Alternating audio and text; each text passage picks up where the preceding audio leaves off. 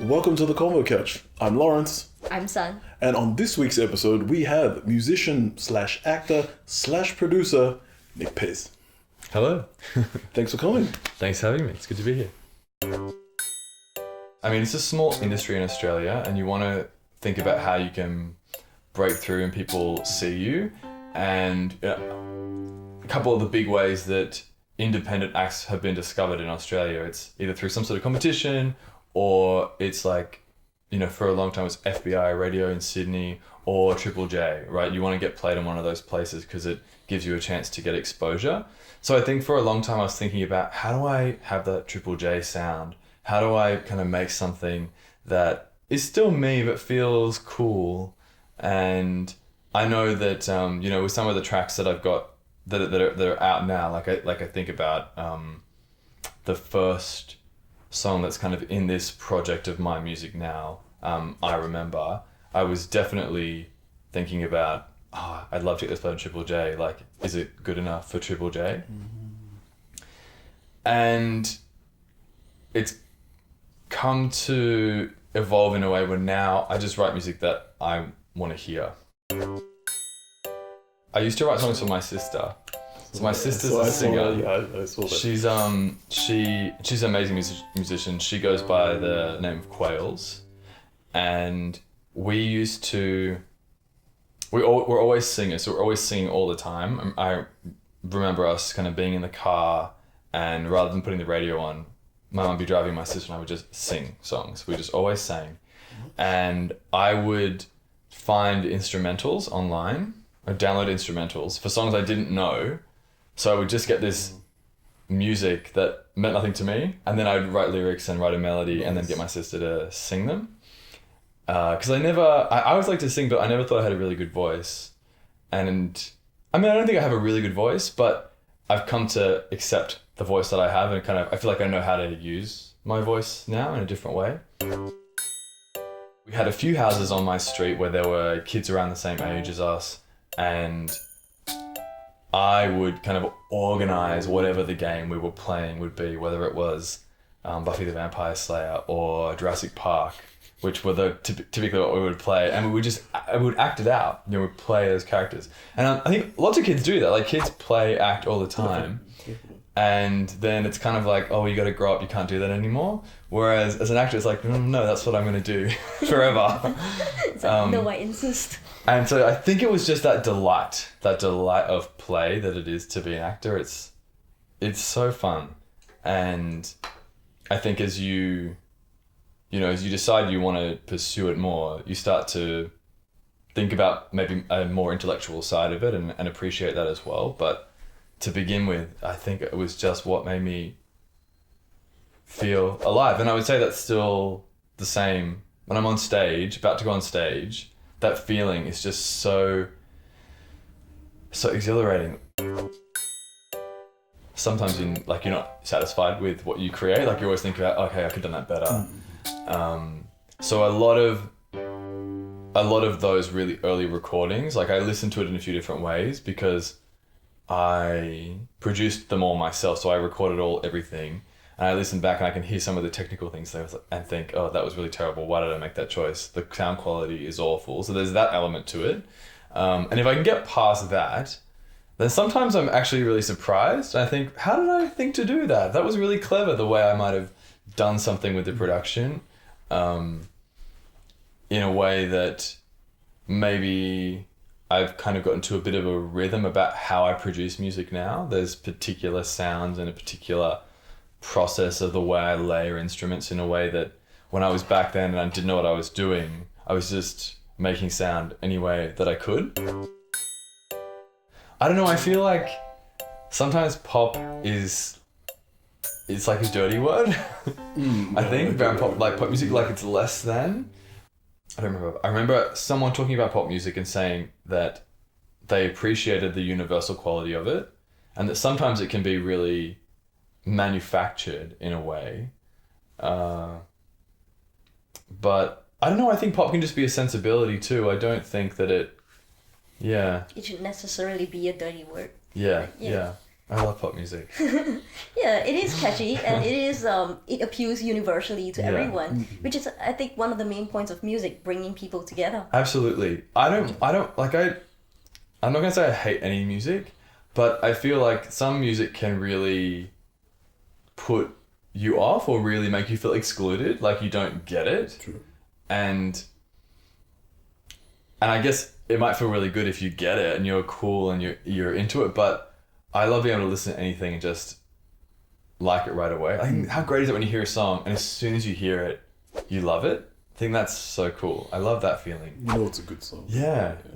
Where just everything sounds right, and you wanna know the lyrics, or before it's done, some of the lyrics, those kind of songs.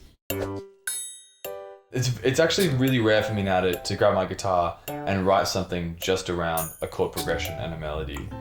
When I'm writing now, I'm already thinking about the sounds that I want to hear, and sometimes a particular, like a whole song is built around a sound. So it's kind of doing the job, I guess when I'm writing now, I'm doing the job of producer and songwriter at the same time. And I don't think that always works well.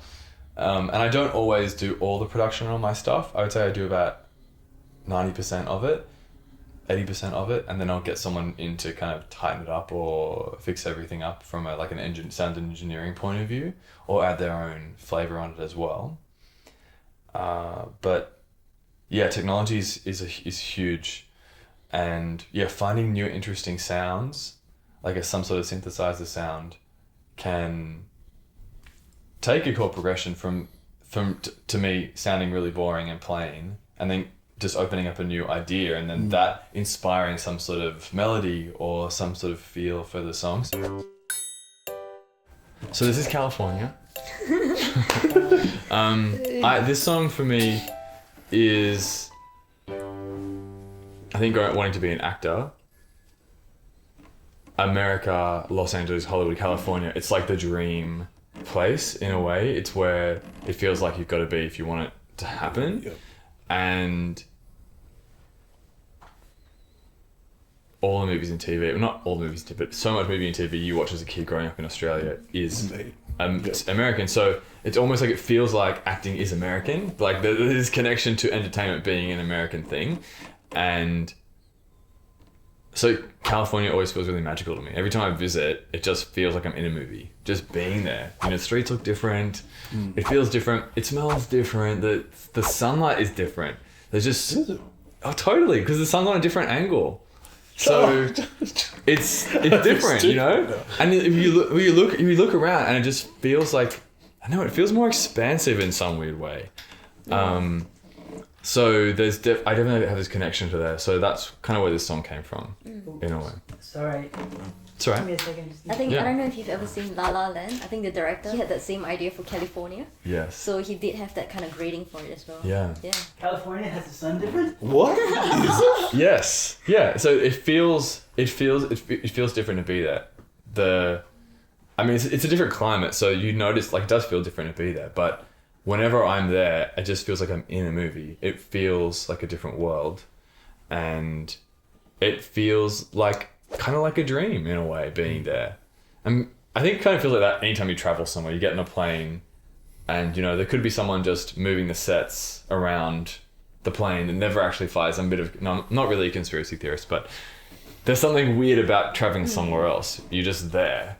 But particularly by plane, there's no sense of the journey because it doesn't take that long really to get to the other side of the world by a plane. But California is special to me for that reason. So I'm going to try and do a version of California. See how we go. This is Nick Pez with California.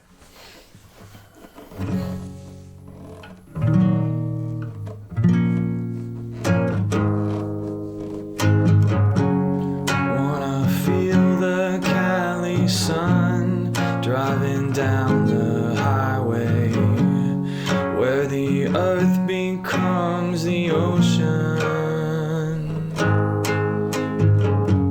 and all the days roll into one when we drive together. It's like we're moving in slow motion, and the sky looks like a flame setting sun's to blame if we choose to be together. As we walk into the waves, our troubles wash away. Will you promise me forever? California, California, I adore you, California,